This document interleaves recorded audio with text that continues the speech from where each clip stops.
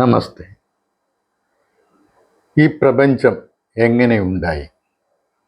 ഇതിലുള്ള ജീവികളും ജീവനും അതുപോലെ എന്ത് കാര്യങ്ങളായാലും എങ്ങനെയാണ് അവയെല്ലാം ഉണ്ടായത്?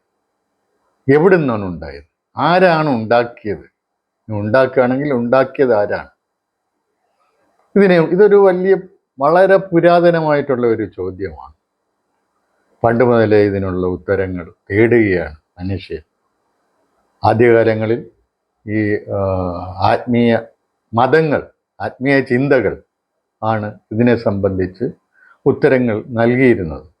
ഏത് ആത്മീയ ചിന്തകളായാലും അത് എങ്ങനെയാണ് ഈ പ്രപഞ്ചമുണ്ടായത്, ഈ ജീവനെയും ജീവികളെയും എല്ലാം സൃഷ്ടിച്ചത് ആരാണ്? അത് ഈശ്വരൻ സൃഷ്ടിച്ചു എന്നാണ് പണ്ട് മുതലേ പറഞ്ഞു വരുന്നത്. അതായത് നമ്മൾ കേട്ട് പരിചയിച്ച ഒരു ഉത്തരമാണത്. അങ്ങനെയാണ് നമ്മുടെ ആത്മീയ ഗ്രന്ഥങ്ങൾ പഠിപ്പിക്കുന്നത്. പക്ഷേ ഇതിൽ നിന്ന് വ്യത്യസ്തമായി ഏറ്റവും പുരാതനമായ ആത്മീയ ഗ്രന്ഥങ്ങളായ ഹിന്ദുമത ഗ്രന്ഥങ്ങൾ, അതായത് ഉപനിഷത്തുകൾ, പ്രത്യേകിച്ചും ദശോപനിഷത്തുകൾ, 10 പ്രധാനപ്പെട്ട ഉപനിഷത്തുകൾ, അതിൻ്റെ ഒരു സാരാംശം എന്ന് പറയാവുന്ന ഗീത, ഇത് രണ്ടും പഠിപ്പിക്കുന്നത് വ്യത്യസ്തമായ രീതിയിലാണ്. അത് ഈശ്വരൻ സൃഷ്ടിച്ചു എന്നല്ല പറയുന്നത്.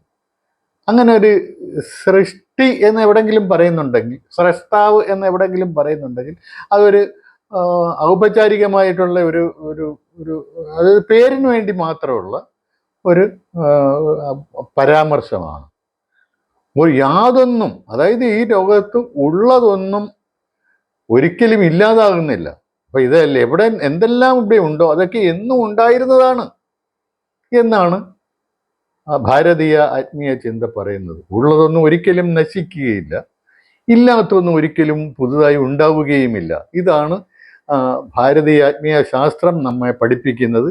അത് ഗീതയിലായാലും ഉപനിഷത്തുകളിലായാലും ഇവിടെ ഇതേ കാര്യം തന്നെയാണ് എത്ര ആയിരക്കണക്കിന് വർഷങ്ങൾക്ക് മുൻപ് മുതൽ പഠിപ്പിച്ചുകൊണ്ടിരിക്കുന്നത്.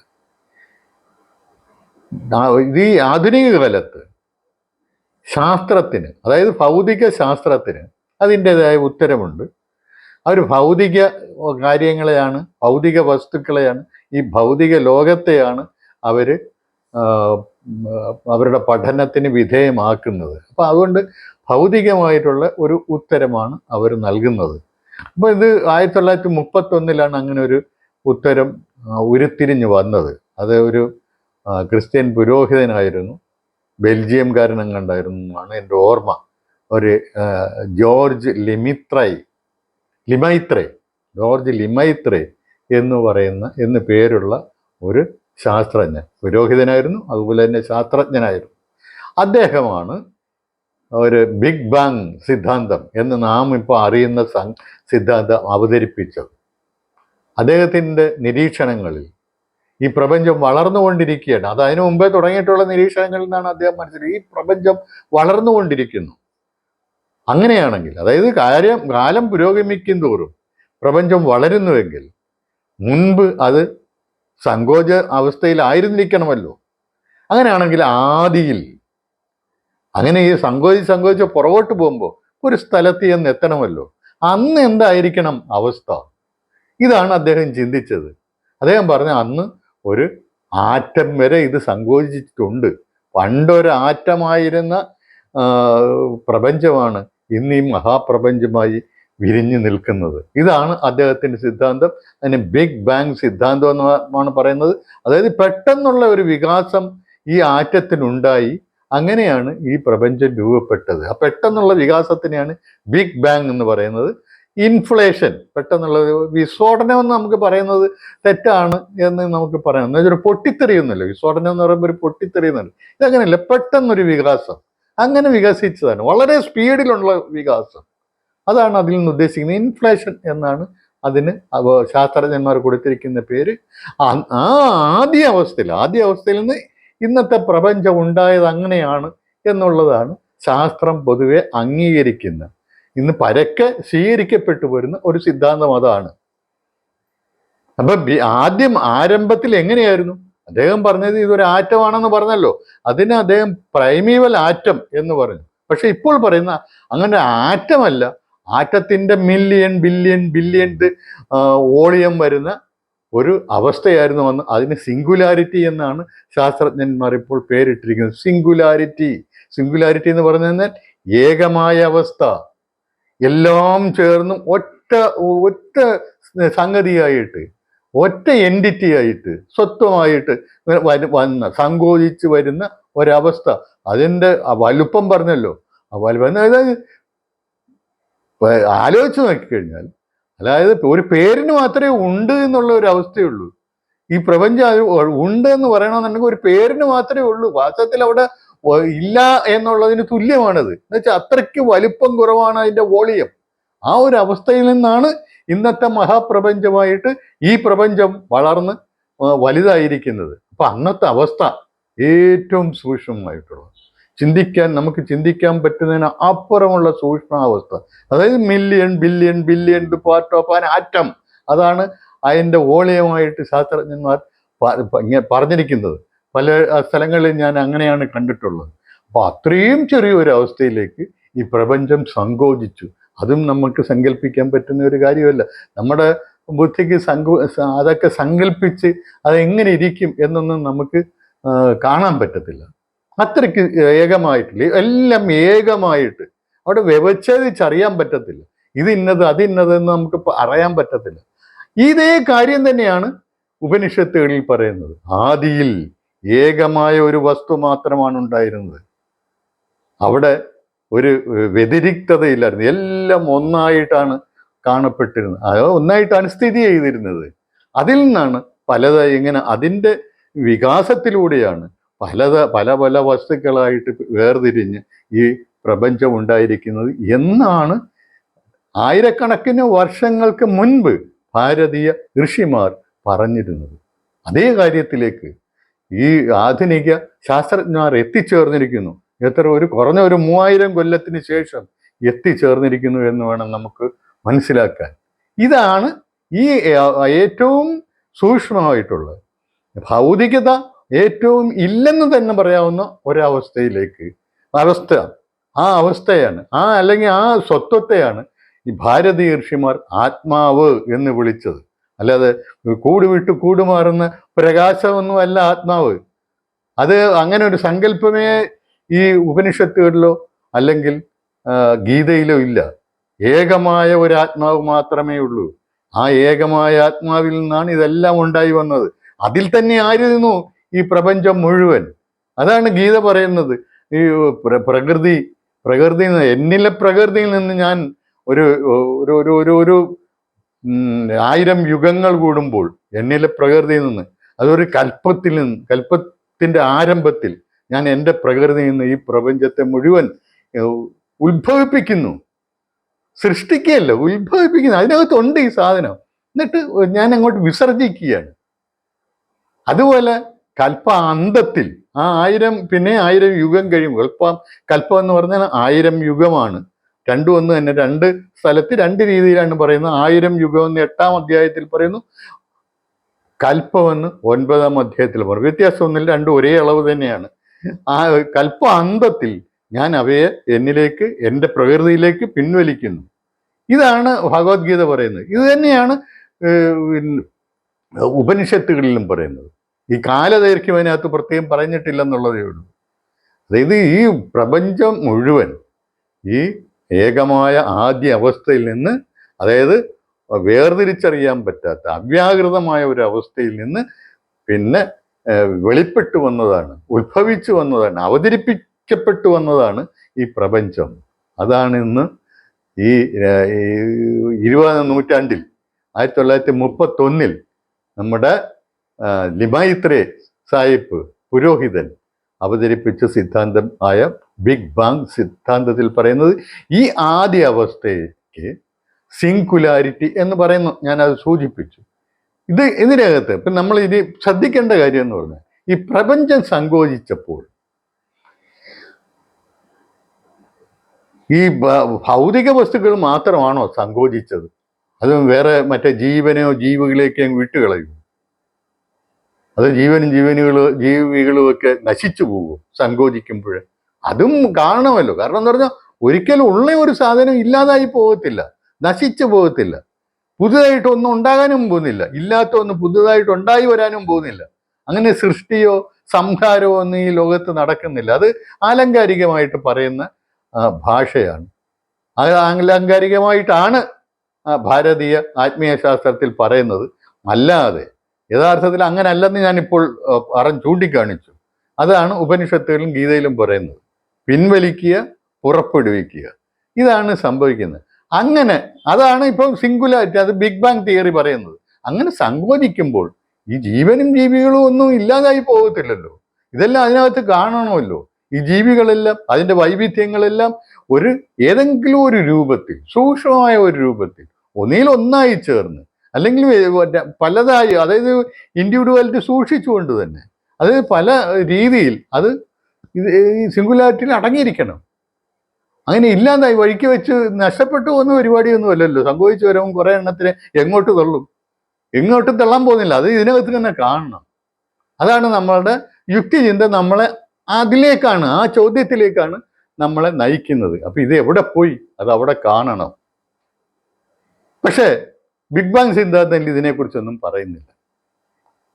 ഭൗതിക ശാസ്ത്രം എന്ന് പറഞ്ഞു കഴിഞ്ഞാൽ അവര് ഈ ജീവോൽപത്തി, അതുപോലെ ജീവി വൈവിധ്യങ്ങൾ, ഇതിനെക്കുറിച്ചൊക്കെ വേറെ സിദ്ധാന്തമാണ് പറഞ്ഞിരിക്കുന്നത്. അതാണ് പരിണാമ സിദ്ധാന്തം.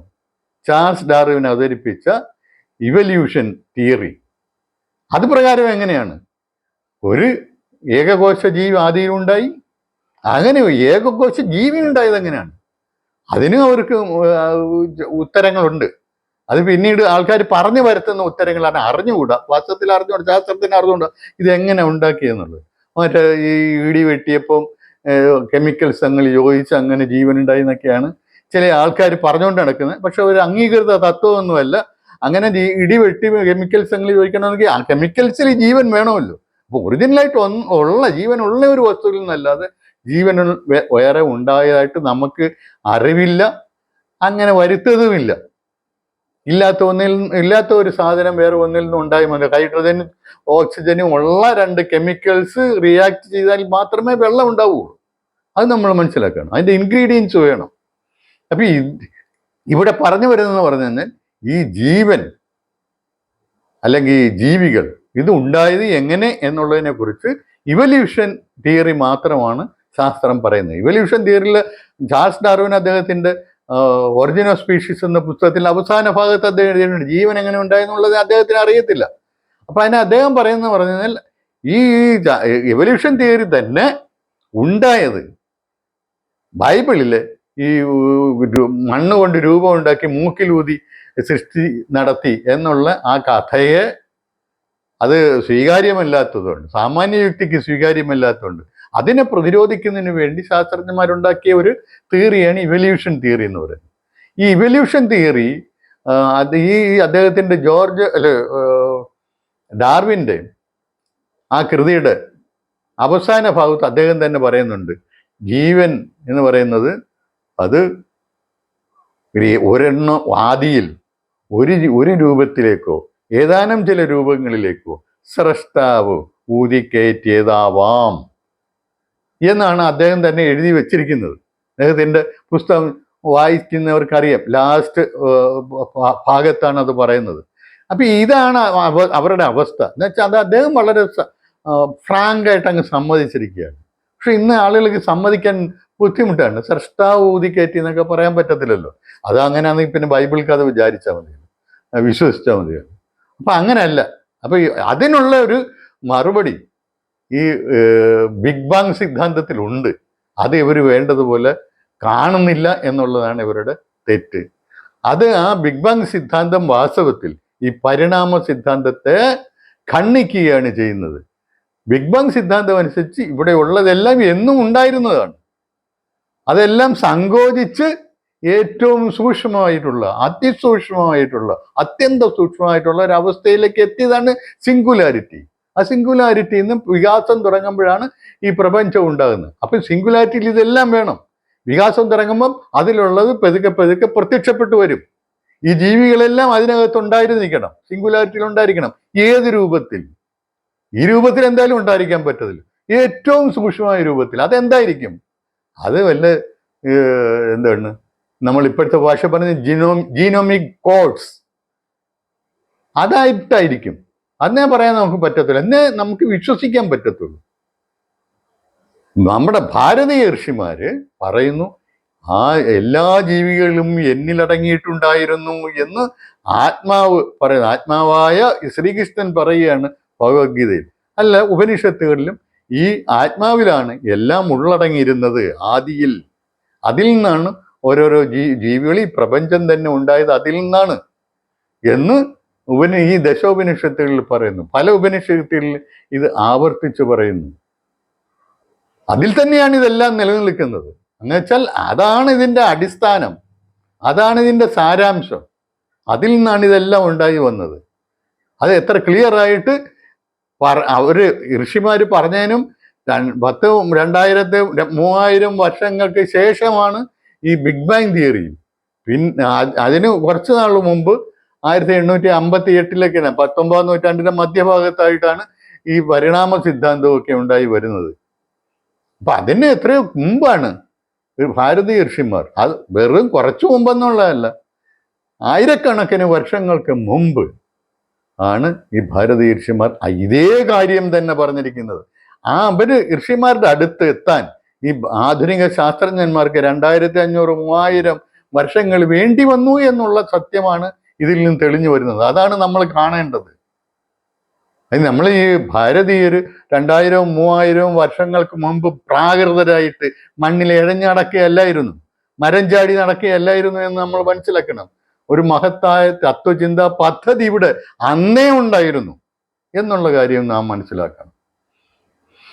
അതാണ് നമ്മൾ ഇവിടെ കാണേണ്ട ഒരു സംഗതി. അത് പറയാനാണ് ഞാൻ ഈ വീഡിയോ ചെയ്യാമെന്ന് വിചാരിച്ചത്. അതായത് ബിഗ് ബാങ് സിദ്ധാന്തം വളരെ കറക്റ്റായിട്ട്, വളരെ സൂക്ഷ്മമായിട്ട് ഋഷി തത്വങ്ങളെ ഋഷി ദർശനങ്ങളെ അംഗീകരിക്കുന്നു. ഋഷി ദർശനങ്ങളിൽ അടുത്തേക്ക്, ആ ഋഷി ദർശനങ്ങളിലേക്ക് സമീപിക്കുന്നു. അവരവിടെ വന്നു ചേരുന്നു. അവര് ബിഗ് ബാങ് സിദ്ധാന്തം, ഈ പരിണാമ സിദ്ധാന്തത്തെ തള്ളിക്കളയുന്നു. എന്താണ് പരിണാമ സിദ്ധാന്തം എന്ന് പറഞ്ഞു കഴിഞ്ഞാൽ എന്തൊരു പാടാന്നറിയോ? ഒരു ജീവിക്ക് ആദ്യകാലങ്ങളിൽ ഇങ്ങനെ വിശ്വസിച്ചിരുന്ന പറഞ്ഞ ഒരു ജീവിക്ക് ഇങ്ങനെ സാഹചര്യങ്ങൾക്കനുസരിച്ച് മാറണമെന്നുള്ള ഉള്ളിലുള്ള ഒരു അറിവുണ്ടാകുമ്പോൾ അതിൽ തന്നെ മാറ്റങ്ങൾ ഉണ്ടാവുകയും അത് പിന്നീട് ഈ മാറ്റങ്ങൾ അതിൻ്റെ സന്തതി പരമ്പരയിലേക്ക് നല്ലതാണെങ്കിൽ, അതിന് നിലവിലുള്ള സാഹചര്യത്തിൽ നിലനിൽക്കാൻ ആവശ്യമാണെങ്കിൽ അത് ആ സന്തതി പരമ്പരകളിലേക്ക് കൈമാറ്റം ചെയ്യപ്പെടുകയൊക്കെ ചെയ്യുന്നു എന്നുള്ളതാണ്. ഇതൊക്കെ ആരാണ്ട് ഇരുന്ന് ചെയ്യിക്കുന്നതൊന്നും അല്ലല്ലോ. ഇതൊക്കെ ആക്സിഡൻ്റലായിട്ട് സംഭവിക്കുന്ന കാര്യങ്ങളാണ്. ആക്സിഡൻ്റായിട്ടൊന്നും അല്ല കാര്യങ്ങൾ സംഭവിക്കുന്നതെന്ന് ആണ് ബിഗ് ബാങ് സിദ്ധാന്തം പറയുന്നത്. വളരെ കൃത്യമായിട്ട് പറഞ്ഞിരിക്കുകയാണ്. ഈ ആക്സിഡൻ്റലായിട്ട് തന്നെ അതിന് പിന്നീട് ഇപ്പം മ്യൂട്ടേഷൻ എന്നൊക്കെ പറഞ്ഞ് പുതിയ പുതിയ കാര്യങ്ങൾ ഉണ്ടാക്കിക്കൊണ്ട് വന്നിട്ടുണ്ട്. ആദ്യം അവർ പറഞ്ഞത് ഈ ഫോസിലുകളുടെ കണ്ടുപിടുത്തമാണ്. പല ഫോസിലുകളും ജീവിച്ചിരിക്കുന്ന ഒരു ജീവികളുമായിട്ട് വളരെ സാമ്യമുള്ള ജീവിയുടെ ഫോസിലാണ്. അപ്പം അങ്ങനെ ആകുമ്പോൾ ഇത് മറ്റേതിൽ നിന്നുണ്ടായതായിരിക്കണം എന്നുള്ളതാണ്. ആണെന്ന് അവരങ്ങ് സ്ഥാപിക്കുകയാണ്. അത് ഒരു യുക്തിയില്ലാത്ത വാദമാണ്. കാരണം എന്ന് പറഞ്ഞാൽ രണ്ട് ജീവികൾക്ക്, വ്യത്യസ്തമായ ജീവികൾക്ക് വളരെ സാമ്യമുള്ള ഫോസിലുകൾ ഉണ്ടാവുമല്ലോ, അല്ലെങ്കിൽ സാമ്യം കാണാമല്ലോ രണ്ട് ജീവികൾക്ക്. അതുകൊണ്ട് ഒന്ന് മറ്റേതിൽ നിന്നുണ്ടാകുന്നതാണെന്ന് എങ്ങനെ പറയാൻ പറ്റത്തില്ല. അത് യുക്തിയില്ലാത്ത കാര്യങ്ങൾ. വലിയ യുക്തിവാദികളാണ് ഈ യുക്തിയില്ലാത്ത കാര്യം പറഞ്ഞുകൊണ്ട് നടക്കുന്നത്. അപ്പം അത് ശരിയല്ല. വളരെ കൃത്യമായിട്ട് പറയുന്നത് പറഞ്ഞാൽ ബിഗ് ബാങ് സിദ്ധാന്തമാണ്. അത് പക്ഷേ അതിൻ്റെ മുഴുവൻ സാധ്യതകളിലേക്കും ശാസ്ത്രം പോകുന്നില്ല എന്നുള്ളതാണ് അവരുടെ പരാധീനത. ഇതിന് രണ്ടിനെയും സമന്വയിപ്പിക്കുന്ന വിസ്ഡം, അതാണ് വിവരം, അതാണ് ഋഷിമാര് ആയിരക്കണക്കിന് വർഷങ്ങൾക്ക് മുമ്പ് കാണിച്ചത്. ഋഷിമാരിലേക്ക് നമുക്ക് ചെന്നെത്താം. അവർ പ്രാകൃതരൊന്നും അല്ല. പ്രാകൃതരെന്ന് പറഞ്ഞ് അവരെ ആക്ഷേപിക്കുന്നത് വിവരമില്ലായ്മയാണ്. നമ്മളുടെ പാരമ്പര്യത്തെ, നമ്മളുടെ പൈതൃകത്തെ മാനിക്കുക, അതിൽ നാം അഭിമാനം കൊള്ളുക, പ്രൗഡ് ഇന്ത്യൻസ് ആകുക. നന്ദി, നമസ്കാരം.